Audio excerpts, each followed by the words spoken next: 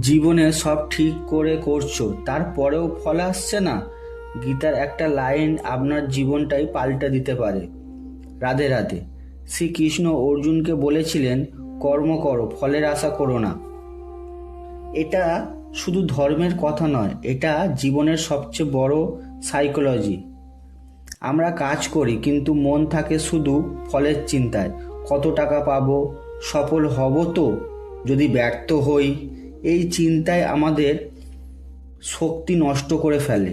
শ্রীকৃষ্ণ এখানে আমাদের বোঝাতে চেয়েছেন যে তোমার হাতে আছে শুধু মাত্র কাজ, ফলটা নির্ভর করে অনেক জিনিসের উপর: সময়, পরিস্থিতি, দৃষ্টিভঙ্গি ও দক্ষতার উপর।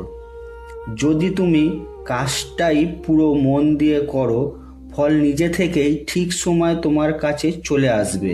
তাই ফলের আশা ছেড়ে দাও ভগবানের উপর। তোমার কাজটাই তোমার শক্তি, আর ফল দেবেন শ্রীকৃষ্ণ ঠিক সময়ে। তার দিতে কোনো দেরি হবে না। রাধে রাধে। গীতার এমন জ্ঞান পেতে হলে সাবস্ক্রাইব করুন সোমপমা জীবসূত্র চ্যানেলকে।